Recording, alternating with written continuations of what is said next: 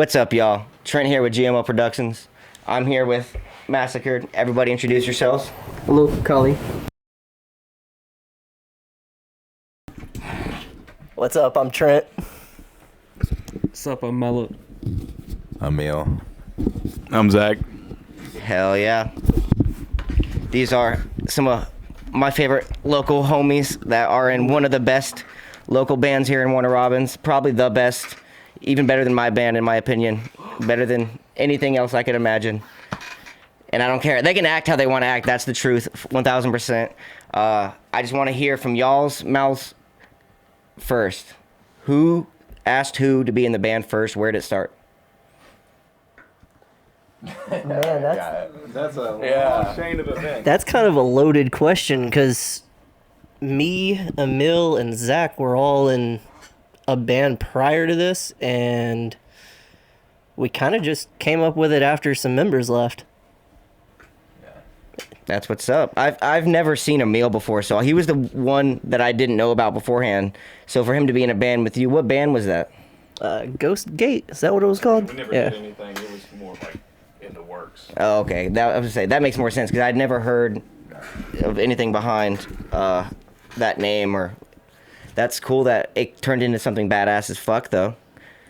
Well, thank you. I mean, it mainly started off with me and Emil. I guess if you really want to go about 4 years back, lining up everything. It started off with me and Emil bouncing between projects, and we introduced Trent to be the drummer for the band. And then we had a few member change-ups. There's no animosity, of course. Everybody smooth. You know, we're still buddies with everybody, but we basically ended up with people we have now. Hell yeah. And then just change the name, rebrand, make it something more along the lines of everybody cohesive to the group you already got. Yeah, for sure. Hell yeah. That's what's up. I would ask you when was your first show, but I know when that was, and that was with us at the July 4th show we did in the woods. That shit was badass as fuck. I wish y'all wouldn't have opened it. I wish I would have known. To be honest with you, I'm being honest. Y'all are fucking fire. And I remember in that moment, I seen y'all playing. I looked over at my girlfriend. I was like, yo, what the fuck is this? Why is this in Warner Robins? And I didn't know about it. You know what I mean? That shit's wild, especially as a promoter. I heard it and I was like, yo, all right, yeah, they're not going to be in Warner Robins for long.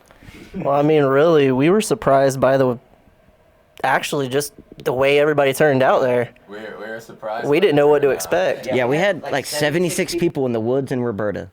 Fucking crazy. Yeah, we had parking lights or parking meters and everything, or not meters, the lights for it and the fucking spray paint for it. That shit was, we had a whole parking lot in the woods. That shit was dope. So I just have a couple questions I want to hit with rapid fire. You have to also answer rapid fire. I'm going to ask each one of you one question and try to keep the answer quick, concise, and the first thing that comes off your mind. These aren't regular questions either, so be ready for some weird ones. Oh, shit. Oh, no. All right, y'all ready? Yeah. What kind's your favorite eggs? Fried. Fried eggs. All right, hand it over. If you could only use one drumstick for the rest of your life, what would it be? Vic Firth. Favorite order at McDonald's? The $5 meal deal. The chicken sandwich. It has to have a hot mustard on it, and ranch for the fries. with a caramel frap. Supposed to be a quick answer. That was the best answer, though. That was not a quick answer. All right. How are you going to survive with all the bitches throwing themselves at you? I won't. How does it feel to be the best member of the band? What the fuck? I am not. That's the best member. These are the good members. I'm not the best. When I say best, I just, off the top of my head, as maybe the founder with you and Emil, this band wouldn't be here without the two of y'all. And I just found that out. That's why I said that off the top of my head. And I love all y'all dearly, but I'm so thankful for the two of y'all to start this shit and bring it to Warner Robins and introduce the rest of these guys to it. And that shit's means the world to me. Oh.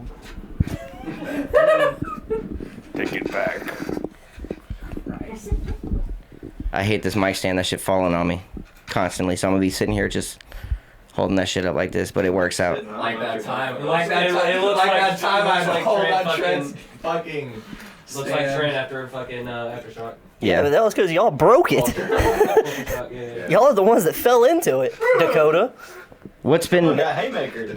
what's been the band's favorite show y'all have probably played so far?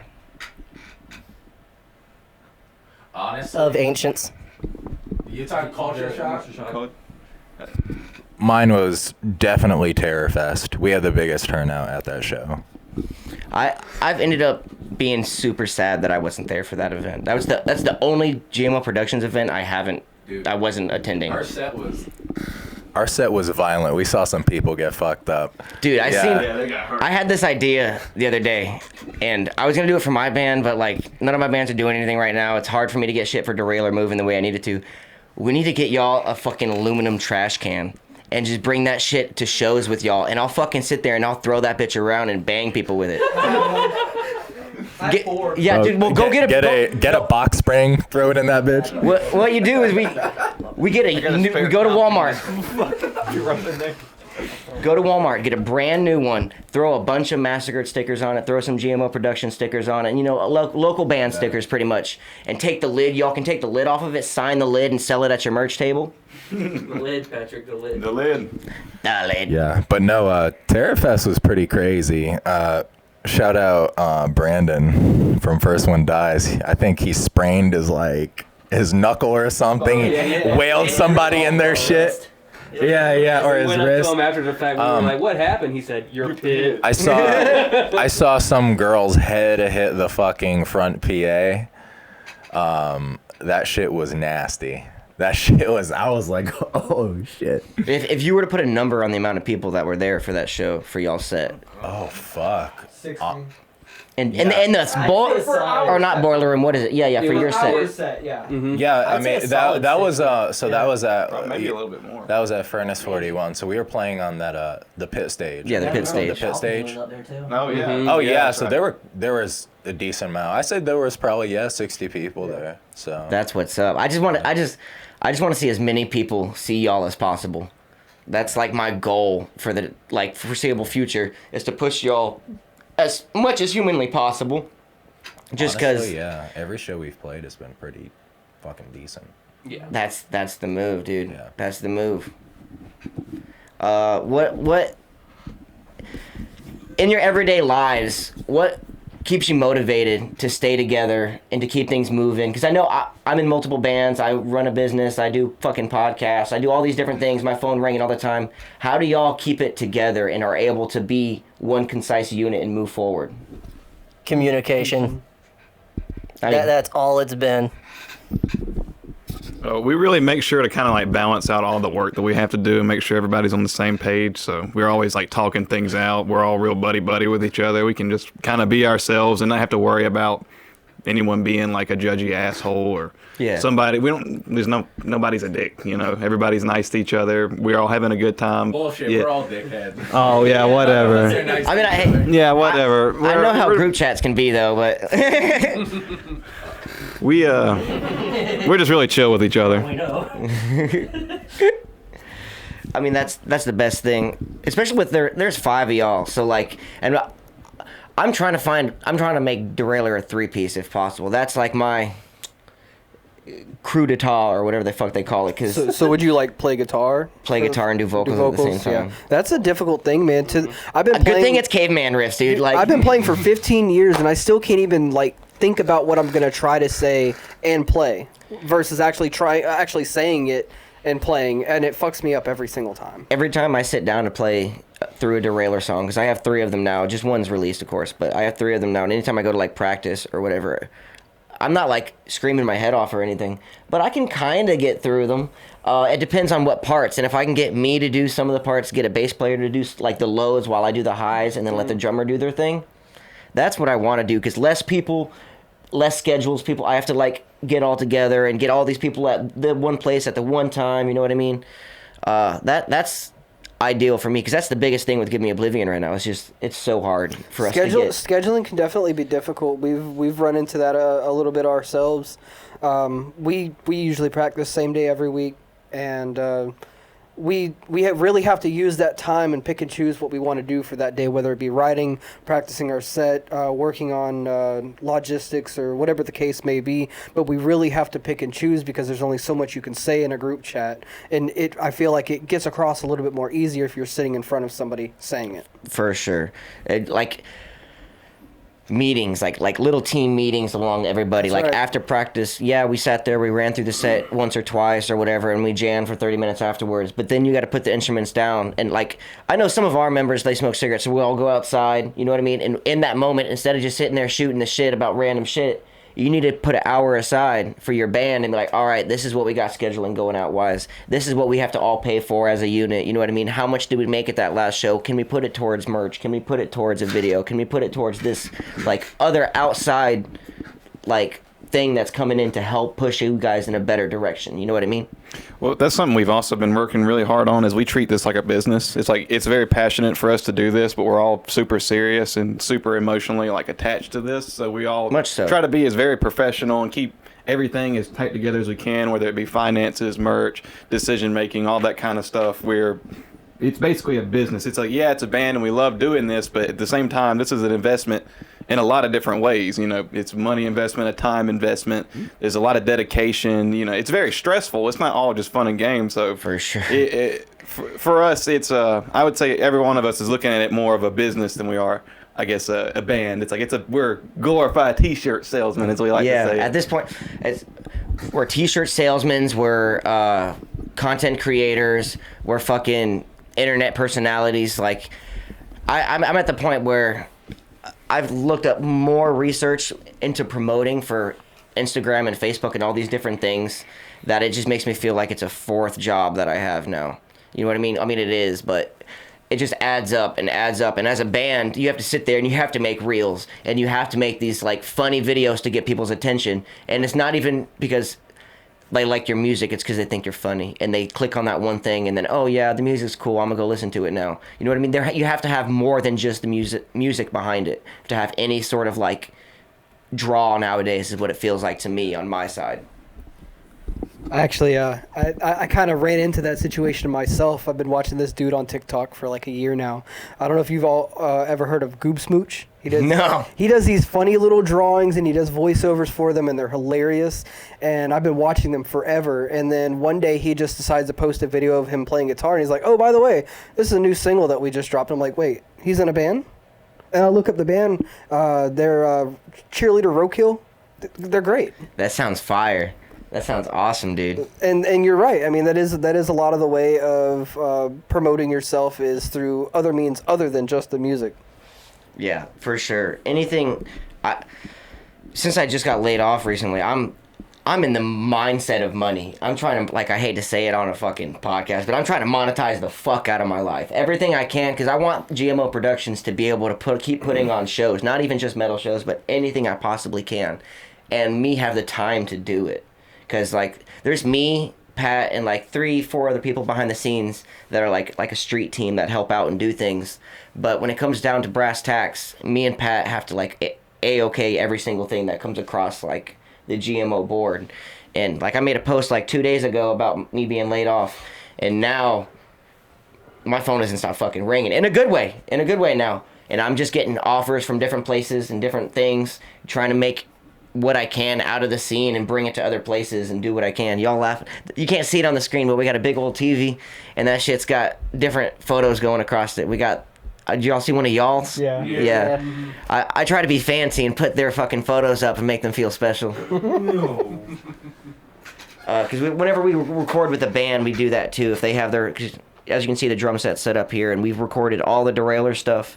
The past two Give Me Oblivion recordings have been done here, and Tombstone Blues about to come record drums here. So whenever we have a band come in that's doing recording or like a podcast or something like this, we throw their shit up there and be like, hey, that's who's in the fucking HQ today. David's good people. I like David. Yes, we're having a whole entire drum weekend where we're going to record like 10 songs on drums, and he's going to be practically living in that corner. Yeah. God. Yeah, he said That's gonna hurt. Hey, he said he could do it. If you think you can record 10 songs on drums in 3 days, fuck it, let's run it, baby. I'll sit here at this fucking console, and I'll press record, and I'll do everything I possibly can. But I just need a couple Red Bulls, smoke a couple J's, and I'll be all right. You know what I mean? Oh yeah. So I also want to talk about the video that we just... No, I don't want to say we. I was in it. You can't really see me, but the video that y'all had just recorded not too long ago here in the Macon Arts Center. Y'all want to give me a little info on that? You mean Triangle? Triangle Art Center. Oh yeah, fuck, whatever it was. So we shot a video. It's been what, 2.5 weeks ago now? Something like that, yeah. It's been exactly 2 weeks ago because we did it that Thursday. Yeah. Everything went so much smoother than we thought it was gonna go. Based on our contract, we had about 8 hours to work with. We got it done in what, 4? Yeah. Yeah, it was about 4 hours. And I mean, everybody was on time. Everybody was on point. The only roadblock that we really ran into was, actually being able to hear the track while we were recording, and it boiled down to actually having to have Zach and Trent play for real. And that was my first music video, and it felt very strange, to say the least, to sit there and pantomime like I'm playing. Yeah, I don't know. There's got to be a reason in the industry why you pantomime. There's got to be one. I don't know. It's quality. I mean, of course, they have live video performances. I wouldn't want that, though. I don't know. From my point of view, I'd rather just have y'all playing. And at least it doesn't have to be super loud. I'm not using the audio that you're playing with for the video. You know what I mean? Yeah. But just like, because that's what I did for Give Me Oblivion. I just recorded a live set and just took snippets of our entire set of this photographer I had recording the entire set, walking around everywhere doing things. And I just split that into different things, slid it up, chop, put it to the audio. That shit looked crisp. I'm not the best at it, but hey, I was just learning, and that shit's a video. It's up there, it's on there, and it's got 30 views. I don't know how much info we really want to divulge on the topic or anything like that. But as of right now, we are scheduled to release in 2 weeks, so that's December 14th. Yep. Yeah. So. We're definitely looking forward to getting that put out there. I personally am super excited to get it put out there because this will be the first time since Abyssal Sector I've done anything like it. Yep. That's what's up. Hell yeah. And I don't want to spoil too much of the video itself, but I had a blast. Yeah. And I wasn't there the whole time. I was working most of the day. But when I did get to the shoot area and I put on the garb necessary, and I had a fucking blast, and I hope my spin kick got caught on fucking camera. It did. Hell yeah, I'm glad. Because that's all I was like, dude, I just want a spin kick in this motherfucker, and I just want that shit to be on fucking video. So as long, it doesn't even have to be in there, but if it's in there, that'd be dope. But if it's not in there, I want the video of me spin kicking. Well, we did use a couple different locations. That wasn't the only, the Triangle Arts wasn't the only location that we used. You actually showed up, I think, before we did, actually. Yeah, I did. I mean, I showed up on time. Yeah. I was there for a meeting anyways to Yeah. talk to the owners about possibly doing shows there and whatnot. So No, I was it doing was- other stuff anyways. Overall, it was a blast. I mean, I had so much fun. I think I had more fun actually setting everything up than I actually did shooting. Yeah, that's how I felt when I did the LCY video. That took all about 10 minutes, but the setup took about 30. And talking to Tim and doing everything, it's somewhat similar to kind of the experience I had with y'all doing the video. When I was there, I'm sure there was other things when I wasn't, but the one aspect, it felt very similar to that when I was there. I was like, damn, this is pretty much exactly like that, just in a different space, not in front of a white background. You know what I mean? Yep. And I had a fucking blast too, and everyone was super camaraderie, you know what I mean? Everybody knew each other too. I didn't know if I wouldn't know people or would know people, and I seen familiar faces, people I liked, nobody I disliked, which is cool. That was definitely a concern of ours, was people either, not showing up on time or not showing up at all, ghosting us, or whatever the case may be. We were also worried about numbers and how many people were actually going to be there. We did our very best to make the shot seem like it was so much bigger than it was. Like it was a lot more people than it actually was, and I think it turned out pretty well from the shots that I have seen. And I think it's going to come out really good. I'm here for it. I literally can't wait, because I'm dying to have something on my fucking Spotify already. For real. My Spotify Wrapped or whatever, all of ours just came out. Or I don't know if y'all use Spotify, but I'm assuming. I haven't even looked at mine, so I don't know yet. I mean, mine was exactly what I thought it would be. This was actually this is about to be a crazy statement, but this is the first time since 2016 that Currents wasn't my number one. And so it's been like 7 years straight. They were my number one on Spotify. And that shit's wild to me. I ended up getting YouTube Premium, so I stopped using Spotify a little while back. I have both and feel dumb. Yeah. I think my number one's probably gonna be Throne. Quite honestly. See, I was on the Throne train like a year and a half ago, like almost 2 years ago, and I seen them last year too. They opened for Void of Vision and Invent Animate. I went to that show and they were fucking sick as fuck live. But then every time I'd finish an album or finish a playlist, fucking what's the song by them? The most popular one? Yeah, I can't. On the Verge? Yeah, dude. Every time I would finish a playlist, that bitch would play. Without, like, every time. I just got annoyed as fuck. I'm like, and they have like 5 million listeners or some crazy fucking number now, and they only have like 12 tracks. And it's fine. That's awesome. I love Buster. I love the music. I just got blown the fuck out from it very quickly. And every track's very similar to me after a while. And I also started jumping towards hardcore. So, like... Well, see, that's fair, though, because, I mean, me and Emil, we went and saw Throne with... Weren't they with Spite? Yeah, it was with Spite. Spite, Mouth for War, and... Oh, there was one more. I mean, that sounds fucking tight, though. Spite, Mouth for War. There was one more. I swear to God. There was Wait. It was Psycho Frame. Yeah, Psycho Frame. Jesus Christ. Yeah, that's a stacked show. Yeah. But we had took a buddy of mine, actually my roommate, and for about a month straight, he would come home blasting Throne all the way through. So I got a little tired of Throne for a little while, and then finally, after he let it go, I was able to listen to them again without, any problems. But I understand the feeling. Yeah, for sure. If y'all were to, like, concise and pick one band that y'all think you sound the most like that's very well known, who do you think you would pick? Boundaries. That's my choice too, but Boundaries. I'd say like the first couple albums from Boundaries for sure. Yeah. That's how it is for me. But Boundaries was more hardcore than metalcore. Yeah. Maybe, like, beginning Varials. Yeah, I was just about to say That's that. my thought, at least. Yeah. And I think Emil sounds like old buddy from Mouth for War. Real hard. Yeah. Oh, what's his name? I don't know his name, but he's a phenomenal vocalist, and I love Mouth for War. that band. I've seen them 3 times. I've seen them at Aura Fest. I've seen them in Atlanta with Mugshot and No Bragging Rights. I don't know. I go to a lot of fucking shows. I'm surprised I remember a lot of them, to be honest with you. When's y'all's next show? Speaking of shows, when's your next show? January 4th. At Sweetwater. I'm gonna be there on Friday. And Have I you- think we're playing with First one Dies. Darkening. And Darkening. and Darkening. I haven't heard of that one. I'll have to look them up. I haven't heard of them. But They're very good. that's what's up. I mean, there's not a lot of bands that aren't good. Like in modern, I don't. Maybe it's just me. Okay, never mind. I'm not gonna say that. But there's a lot of bands that I've noticed coming from the like Atlanta, Georgia area, or in the South. Let me just say the Southeast in general, that are just making huge waves. Like No Cure, Orthodox. Like a couple of these bands I was listening to like a year ago, 2 years ago, that didn't have the following they have now, but they just grow that shit pretty. What's the word? I'm fucking blanking on it, but pretty like. Fuck it, whatever. They fucking did that shit, you know what I mean? And I fucking love that shit, and I'm wanting to see that from y'all so fucking bad. I can't remember exactly where I heard this from. I swear I didn't make it up. And I'm sure if I'm wrong, somebody in the comments is gonna say so.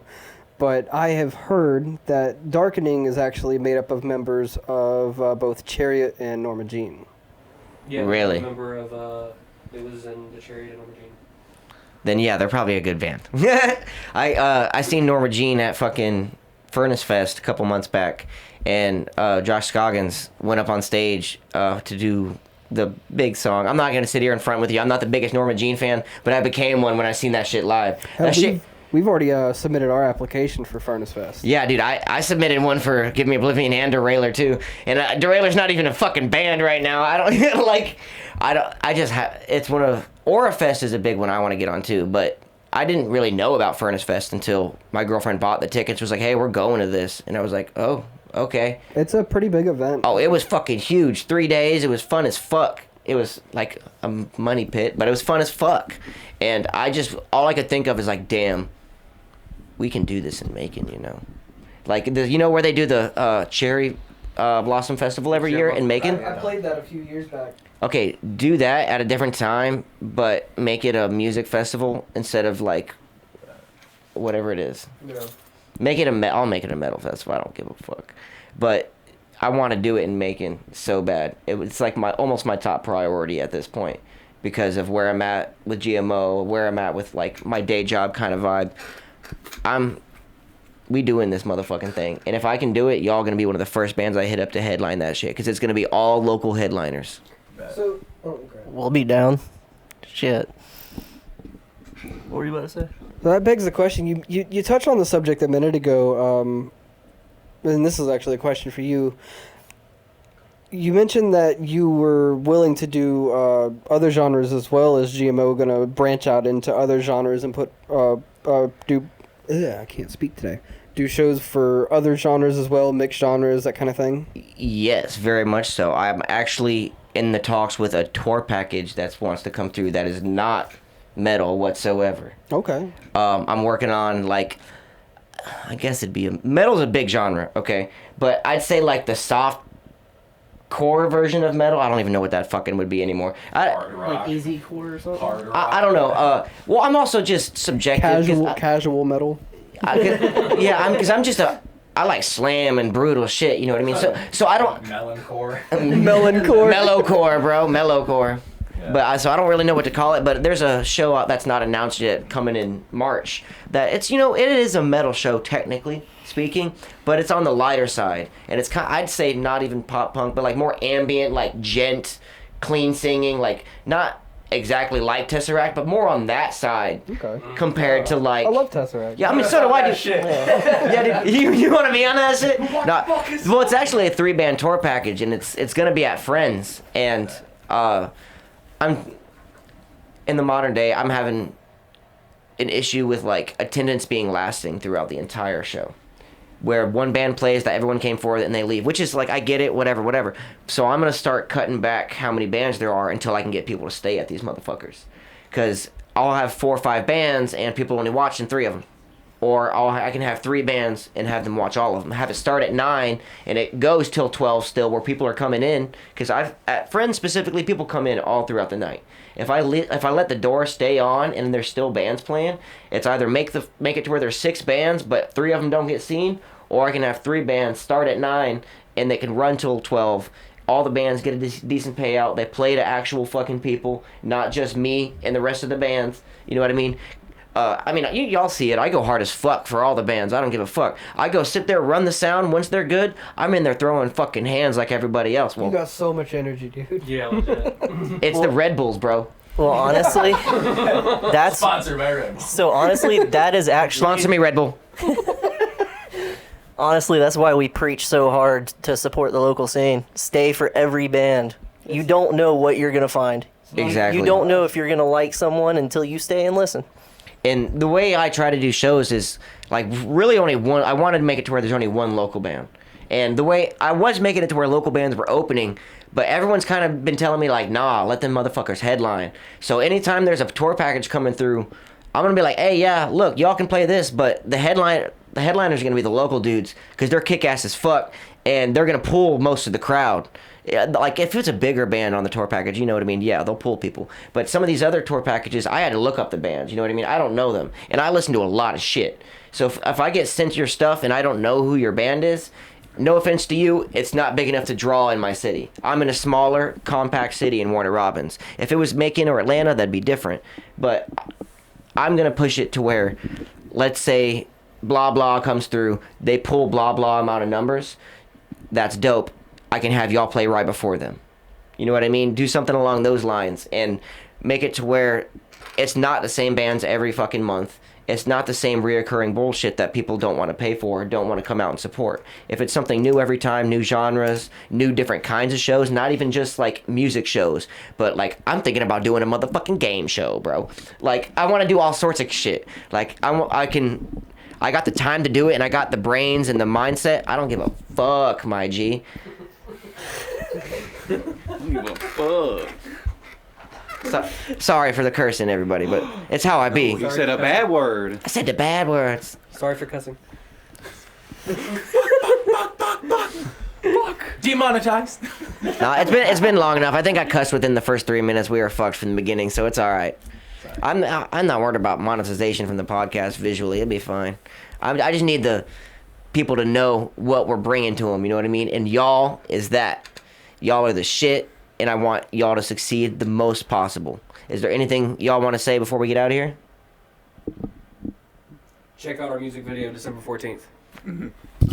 December 14th. December 14th. Fucking be there. December 14th. Be there on YouTube. Let me throw a gutter on there. Do a picture. Breathe. No, give a breathe. Yeah, there we go. They all needed that. December 14th. Y'all heard it from the horse's mouth themselves. December 14th. Be there on YouTube. Where'd you say it was gonna drop? Everywhere. Be there.